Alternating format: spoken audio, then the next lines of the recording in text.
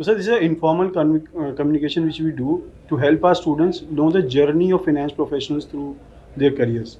So can I know what has been your journey in finance? What was your schooling? What was your higher education? And how did you end up into finance? And what's been the path after that? Got it. Very interesting question. So my background by education is I'm an engineer and MBA. Okay. And so although I spent the last 20 years in BFSI, Okay. in the beginning I was in consumer goods and I was in consulting. Right. But around 2000 when the market opened up, so big opportunity. So I got into insurance. And so I've spent about 8 years in insurance and about last now, if you say then 12 years in banking and now I'm in investments, right? So what really made the change was that one thing I realized that I want to do what I like to do. Right. And I found that I liked, products that are in a way service-led, right? And is data-led. Right. And unlike physical products. So, and plus one thing, plus, finance anyway is close to all of us. We all want to make sure that our finances grow. Right. Definitely towards money, right? Right. So then I said, look, let me move to this area. And I've tried to get exposure across multiple areas of the BFSI. So insurance ho gaya, banking ho gaya, and now I'm doing investments. So idea was to get a well-rounded, area. What worked for me was a core strength in digital and marketing and product. So all my roles always had these aspects in my career. So how did this exposure to multiple domains of BFSI help you in your current role? So I joined Shriram AMC in January, right? Right.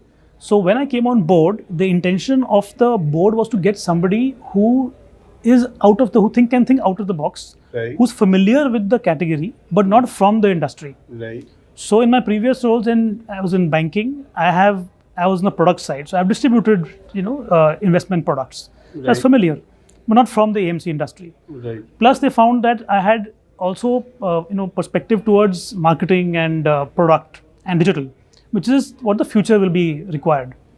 So essentially, my diverse experience gave me a bit of a different perspective than a person who would be already for many years in the industry, which is what they wanted because it's now time for disruption. So you have to have people who think differently.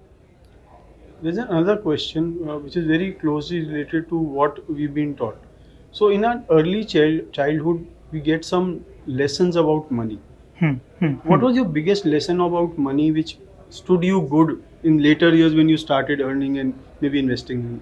So I'll tell you a very interesting story, right? So when I was very small, 4, 5, 6 years maybe, normally as children we don't brush our teeth, right? So my mother said, if you brush your teeth, I'll give you like 5-10 paisa every day. And there's also gullak hota hai, jo piggy bank, keep putting money out there.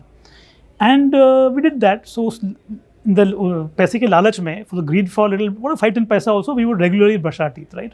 And you kept putting money. And you'd be surprised after about, I think, for me and my brother both, right? And after I think 1 year, 1.5 or 2 years, we said, okay, let's break that piggy bank. There was 70 rupees. And we were like surprised. Look, boon boon se sagar banta hai. Right. And this is in a way, my first SIP in many ways. Right. Although there was no appreciation, Right. but I think the habit of putting money aside on a regular basis is what really is the source of wealth creation. And that is the key learning that I had. And which is why, today I'm the biggest exponent of SIPs. So what have been your biggest learnings in the finance profession? So you are into a profession where you are basically into money management, True. People management, and others.